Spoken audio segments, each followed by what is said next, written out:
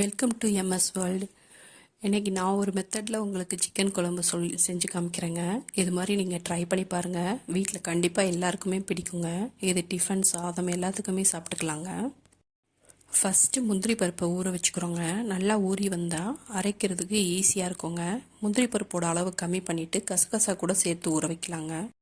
1/2 கிலோவுக்கு கொஞ்சம் கூடுதலான சிக்கன் நல்லா வாஷ் பண்ணி வச்சுருக்கேங்க. அதில் 2 டேபிள் ஸ்பூன் மிளகாத்தூள், கொஞ்சமாக மஞ்சள் தூள், கொஞ்சம் உப்புத்தூள் சேர்த்துக்கிறோம். குழம்பு செய்யும் போது உப்பு சேர்த்துக்கலாங்க. 2 டேபிள் ஸ்பூன் தயிர் சேர்த்து நல்லா கலந்து கொடுத்து குறைஞ்சது 1 மணி நேரம் மேரினேட் பண்ணி வைக்கலாங்க. பெரிய சைஸ் பல்லாரி வெங்காயம் 2, மீடியம் சைஸ் தக்காளி 2 நீல வாக்கில் கட் பண்ணி வச்சுருக்கோங்க. கொஞ்சம் மல்லி இலை, புதினா இலையும் எடுத்து வச்சுருக்கோங்க. எண்ணெய் காஞ்சதும் வெங்காயத்தை கண்ணாடி பதம் வர வரைக்கும் வதக்கினா போதுங்க. பொன்னிறமாக ஆக தேவையில்லை. அதுக்கப்புறமா தக்காளியும் சேர்த்து வதக்கிக்கிறோங்க. தக்காளியும் லேசாக குக் ஆனால் போதுங்க. அது கூடவே மல்லி இலை, புதினா இலையும் சேர்த்து வதக்கிக்கிறோங்க. இது சாதாரண எண்ணெயில், வாசம் இல்லாத எண்ணெயில் கூட வதக்கிக்கலாங்க. இதை தனியாக ஒரு பிளேட்டில் மாற்றி ஆற வச்சுக்கலாங்க.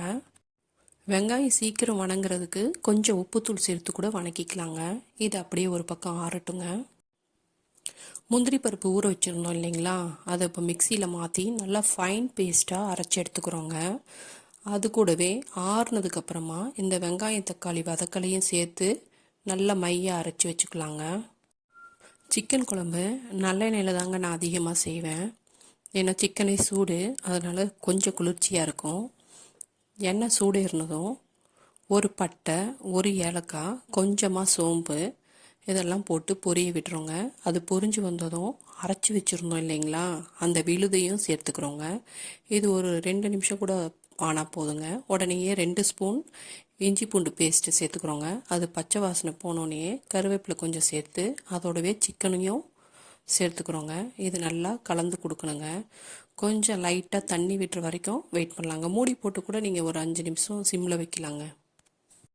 இப்போ 5 நிமிஷம் வேக வச்சுருந்தோம் இல்லைங்களா, இந்த டைமில் லைட்டாக தண்ணி விடும். அப்படி தண்ணி விடுற ஸ்டேஜில் 1 ஸ்பூன் மல்லித்தூள், 2 டேபிள் ஸ்பூன் சிக்கன் மசாலா, உப்பு, கல் உப்பு உங்கள் தேவையான அளவுக்கு போட்டுக்கலாங்க.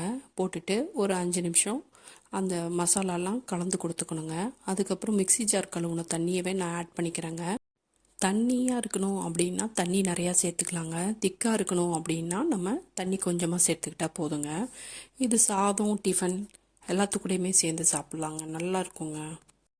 மூடி போட்டு சிம்மில் வச்சு குறைஞ்சது 20லேருந்து 30 நிமிஷம் குக் பண்ணணுங்க. நீங்கள் குக்கரில் வைக்கிறதானா 2லேருந்து 3 விசில் விட்டால் போதுங்க. இடையில கரண்டியால் கிளறி கொடுத்துக்கோங்க, அடி பிடிக்காமல் இருக்கிறதுக்காக. 30 நிமிஷம் ஆனதுக்கப்புறம் பார்த்தீங்கன்னா மேலே எண்ணெய் தனியாக பிரிஞ்சு வருங்க. அது நல்ல பக்குவமான டைமுங்க. அந்த டைமில் நம்ம அடுப்பை நிறுத்திட்டு சர்வ் பண்ணிக்கலாங்க. மல்லி இலை தூவி நான் ஸ்டவ் ஆஃப் பண்ணி வச்சுருக்கேன். பாருங்கள் எவ்வளோ கலர்ஃபுல்லாக இருக்குது பாருங்கள். பார்க்கும் போதே நான் ஊறுதா. பார்க்குறதுக்கு மட்டும் இல்லைங்க, டேஸ்ட்டும் சும்மா அட்டகாசமாக இருக்குங்க. கண்ணில், மூக்கிலலாம் நல்லா தண்ணி வருங்க. அவ்வளோ காரமாக இருக்குங்க. காரம் வேணால் அவங்கவுங்க அளவுக்கு கம்மி பண்ணிக்கலாங்க. வீடியோ பிடிச்சிருந்தால் லைக் பண்ணுங்கள், சப்ஸ்கிரைப் பண்ணுங்கள், ஃப்ரெண்ட்ஸ்க்கும் ஷேர் பண்ணுங்கள். மறக்காமல் சப்ஸ்கிரைப் பண்ணிவிடுங்க. வேற ஒரு வீடியோவில் பார்க்கலாம். தேங்க்யூ.